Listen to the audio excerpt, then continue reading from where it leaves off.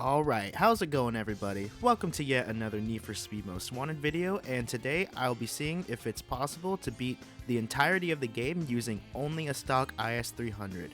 Spoiler alert, it's not, but stick around and I'll tell you why. The rules for this playthrough are as follows. Obviously, I can only use the Lexus IS300, which means no buying new cars and no using Blacklist cars. I'm not allowed to use any performance upgrades, and also, I'm not allowed to equip a body kit or spoiler, as these increase the car's aerodynamics, therefore improving handling and potentially providing a slight advantage, and I want to keep this challenge as difficult as I can. Rims, hoods, roof scoops, paint, vinyls, and other visuals are okay, as these do absolutely nothing for the car's performance. I am going to allow myself to use a faster car during the late photo tickets, as these can require you to reach speeds of over 180 miles an hour or 300 kilometers an hour, which obviously is going to be impossible in a stock IS300, so for the sake of keeping this challenge as doable as possible, I will only be counting the bosses, pre-required races, and pursuit milestones. Now without further ado, let's get into the video. As I'm sure most of you probably expected, the first 5 bosses and their prerequisites are pretty easy, just time consuming, so we'll skip them as there's really nothing to talk about here. When you get to Baron, however, the requirements needed to race him are all fairly manageable, and so is his first race, but it's only when you get to his second race that things start to get a little difficult. This race is absolutely impossible to win straight up. I even tried racing fair for 5 minutes in hopes that I'd get some dumb luck and he'd crash, and he did, but by some miracle he didn't even total his car. So we're gonna have to get a little creative here. I'm gonna try and employ a strategy that Kuru HS used on his stock car Nuzlocke run and force Baron to get stuck on a wall using Speed Breaker. This took me about another 5 minutes, but eventually it worked and I won the race. It's a cheesy way to win, but as a wise man once said, winning's winning. And just like that, Baron is done. Honestly, not as bad as I thought it'd be. Maybe the next boss won't be so bad either. Wait a minute, who's next again?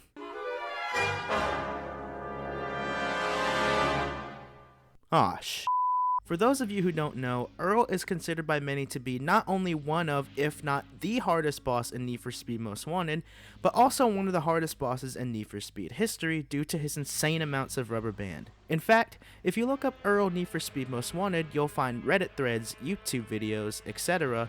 addressing just how hard this guy is to beat. Even on a normal playthrough, I'll struggle to win and usually have to resort to playing dirty. And now I'm trying to take him on in a stock IS300. How will I hold up?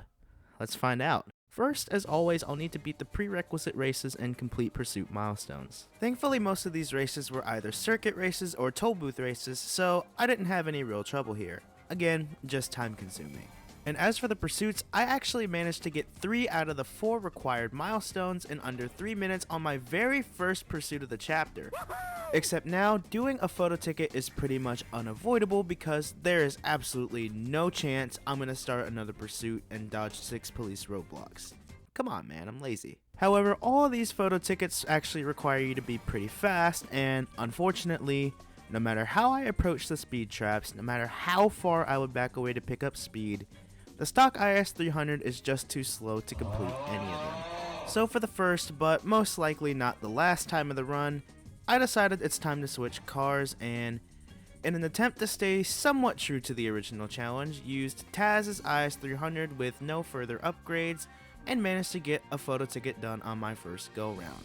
And yes, I'm well aware that I switched cars, but like I said at the beginning, I'm not going to count it because it's inevitable.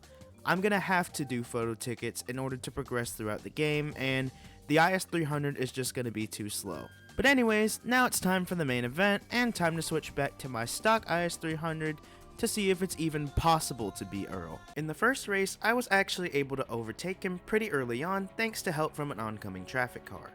However, in the end, it just wasn't enough as he was still too fast for me. But after only 1 restart, I was able to beat him, again, mostly thanks to help from the traffic. The plot armor was pretty strong on this one. But now, it was time for the more infamous second race where his rubber band really starts to show. And unlike last race, I'm not going to have any help from traffic on this one, so if I'm going to win, it's going to take a lot of skill, luck, and Speed Breaker. Oh, And of course I'm going to play dirty and try to block him if I can manage to get ahead. Just like on a normal playthrough, I was able to lead with no problems until about halfway through the race when he started to activate the rubber band. So at this point, if I get past, it's pretty much time to restart. So for the rest of the race, the main objective is going to be to prevent him from winning by any means necessary. And to my surprise, this worked until the very end of the race as my anxiety was peaking and the excitement of essentially being able to beat the hardest race in the game on the first try got to my head and I lost at 99% of the race. So with that being said, it was time to restart. And this time, I actually didn't have to block him as much towards the end of the race as he managed to crash in this corner and I could get to the finish line anxiety free. So to answer the question, is it possible to beat Earl in a stock IS300? Yes. You may have to race like an absolute scumbag, but regardless, it's doable. And that was it. The hardest part of the game was over. Or was it? See, most people, including myself, consider Earl the gatekeeper of the Blacklist, meaning once you beat him, the rest of the game is pretty much no problem. But in my opinion, this only applies to normal playthroughs where you are switching out and upgrading your cars constantly. And in case I need to reiterate, I'm using a stock IS300. But still, I'm not really worried about the races. I'm more so worried about the pursuits now, as this is where Heat 4 comes into play, which introduces spike strips, heavy SUVs, and a helicopter, all of which add more elements of danger than Heat 3, making the pursuits that much harder and more nerve-wracking. Still, not even as close to scary as Heat 5, but we'll cross that bridge when we get there. In the meantime though, it was time to take down Jules, and as always, we gotta hit the requirements necessary to race her. The races were smooth sailing for the most part, so again, nothing really to discuss. But when I was doing the milestones, I ran into this weird glitch where my car and the cars around me would disappear and reappear, conveniently as a couple of rhinos were headed for me, causing me to get busted as I couldn't see where they were going so I couldn't dodge them. Serious question, does anybody know what causes this glitch? It's freaking frustrating. But after spending a get out of jail free marker, I was ready to try again, and roughly 8 or so minutes later, I got them all done. All 4 milestones and not a photo ticket required, so I don't even have to worry about switching cars. I even managed to get a pretty decent chunk of bounty in the process. Now we were ready to race Jules, and this is where we ran into our first major issue. Just like in the case of Baron, her first race was easy, no complaints, but I just couldn't win her second race no matter what I tried. I'd nail my shifts, get a perfect launch every time. Bruh. But alas, my car was just way too slow and she drove flawlessly every time. And unlike with Baron, there was no cheap way to win. So after around a half hour of trying, I was ready to accept defeat and say that this was the first impossible race in the stock IS300. But wait, there's more! So something I realized about this game was that the traffic in drag races is actually spawned by the player driving into invisible quote-unquote checkpoints, known in VLT edit as plane triggers. This means that if I intentionally fall behind a little bit, the traffic cars should spawn just as Jules drives into this intersection, which, if I time it correctly, should either slow her down enough for me to catch up, or, if I'm really lucky, total her car. After understanding this, I decided to give it a try, and after about 10 more minutes, I was lucky enough to get her to total her car, allowing me to finally win this race. Now it was time for Kaze, and first things first, I wanted to go ahead and get all the milestones done before the races because after about 4 or so races, Mia will give you a call letting you know she lowered your heat level all the way back to 1. And trying to complete milestones while slowly waiting for your heat level to go back up sucks. So I wanted to go ahead and get the milestones done now, starting with this pursuit evasion milestone, and to complete it, I'm going to be using this Rockport Century Square spawn point, and head over to this location on the map. Yes, it's a hiding spot, but I don't know how this works, but it also somehow doubles as this blind spot that you can use to evade police without even really putting forth any effort into the pursuit. You just pull in right here, wait for the evade meter to fill up, and then drive into the hiding spot, and you're done. Sure, it's a little cheese, but like I said before, I'm gonna need to cheese this run a lot if I intend on beating it. Afterwards, I completed this toll booth race with maximum caught probability so I could get a race done and complete the rest of the milestones at the same time. Unfortunately though, not even a minute into this pursuit, I found myself boxed in by the cops, and despite my best efforts to try and get out of it, Those hard-headed bastards just wouldn't give up and I got myself busted.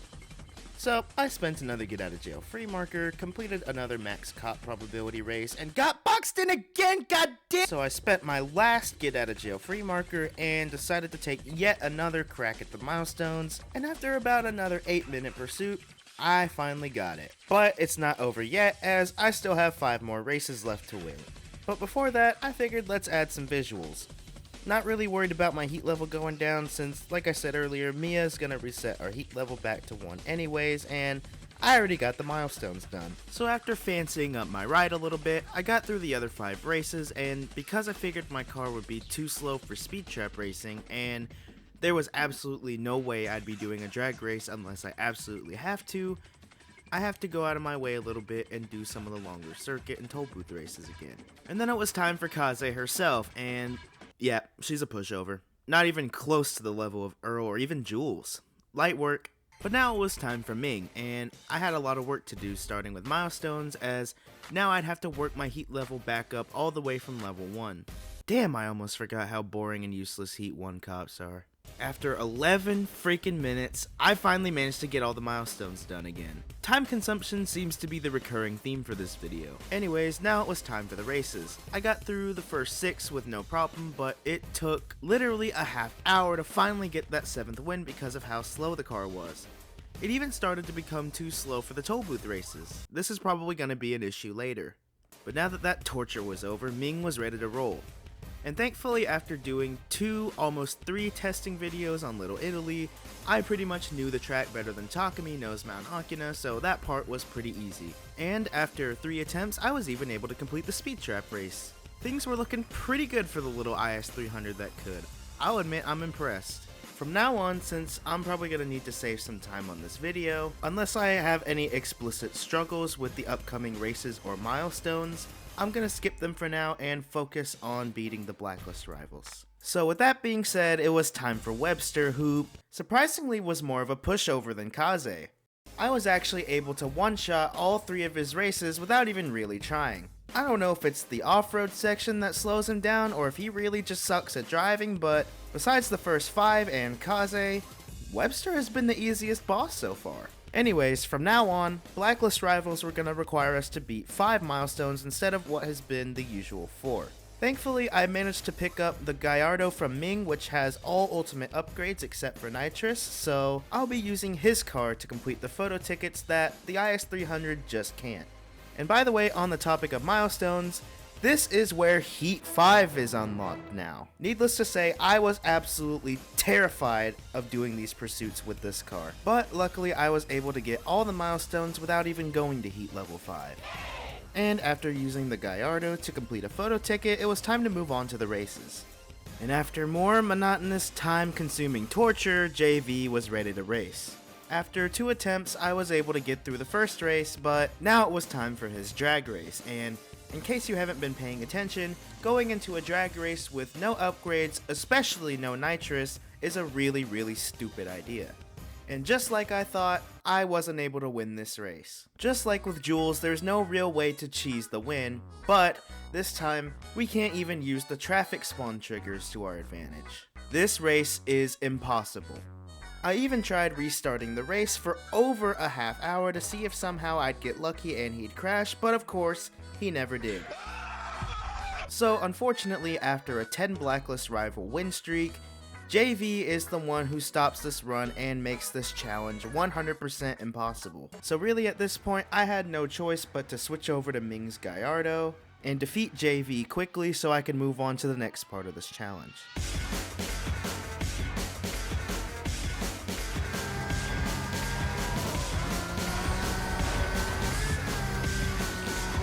Which involved me finally making it to Heat level 5 and getting busted after a 10-minute pursuit in which I had all the milestones done. Needless to say, I was pretty heated about it.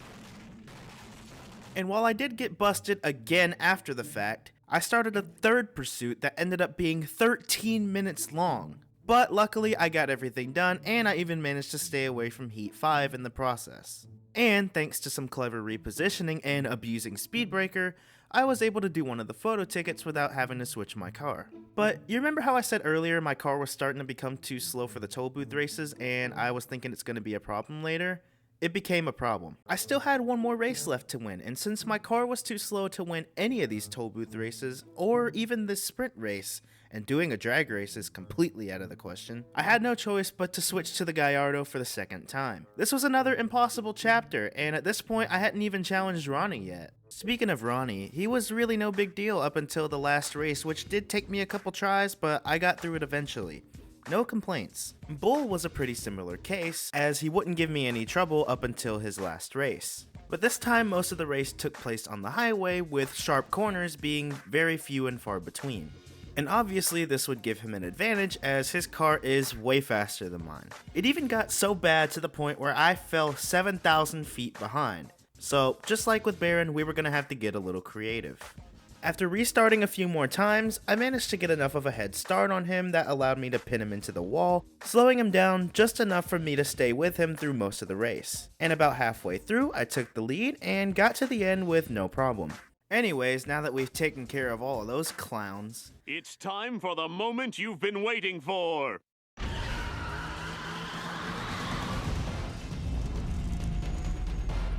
Now I'm not gonna lie to you guys, right from the start, I didn't have high hopes for this one. Not only because of the speed trap and drag races, but because of how fast the M3 GTR really is. It's just gonna come down to speed breaker and an insane amount of luck. Ready to donate another car to the Razor Fund, baby? It's go time. First up was the speed trap race, and I got cooked, I'm not gonna lie. It was bad. Embarrassing. But after 10 tries, yeah, you heard me right. The first race alone took 10 tries, but I won. Now it was time for what I thought was going to be the most dreadful part of challenging Razor, the drag race. Basically, the only real way to win is to keep restarting until Razor makes a mistake. And, well, this dummy crashed on my first try. You stupid. Now for race 3, and to make this a little easier, I'm going to be using a pretty well-known shortcut. If you know, you know. Also, I know like lore-wise, Razor got to number 1 because he used my car, but did most of his opponents only have half a brain? This man can't drive worth a shit. Anyways, took the shortcut, GG's, easy dub of course, and it was on to race 4. And even though this one took a few tries just like the speed trap race, I got it.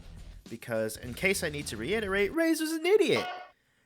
This man can make SpongeBob SquarePants look like a Formula 1 driver. I mean, how does the so-called number 1 on the Blacklist crash into 6 different traffic cars? Anyways, it was time for the final race, which again went over pretty smoothly. And in all honesty, despite losing 15 times, Razor has to be one of, if not the most monumentally disappointing final boss in any game I've ever played, not just racing games. I mean, losing to a bone stock IS300 in an M3 GTR race car is just diabolical work to me. Now on to the final pursuit, and I'm going to be using this speedrun strategy to complete the final pursuit in under 3 minutes, and finish the game as well as this challenge. So that's going to be it for this video. Unfortunately, this challenge just isn't doable. But I'll admit I did get a lot further than I expected I would, and the IS300 exceeded a lot of my expectations, so that's got to count for something, right? But anyways, if you enjoy this style of content that I'm experimenting with, feel free to like the video, and if you guys have any suggestions for challenges, I do take requests, but I'm not gonna lie to you guys, I'm kinda swamped on challenges right now. Especially like, look how many Pro Street challenges alone I have to do. The waitlist is kinda crazy right now, so don't be disappointed if I don't get to your challenge right away. Also, I'd just like to point out, I don't usually do viewer challenges in this kind of format. This is just something that I kinda came up with impulsively at like 3 AM when I was bored working on my Most Wanted testing video. Which reminds me, testing all cars in Most Wanted with full upgrades plus Junkman parts is coming up next. I know there's a good bit of you out there who want to see me continue my testing videos, so hang tight, I got you. And as always, thank y'all for watching, take care, and I'll see you guys on the next video.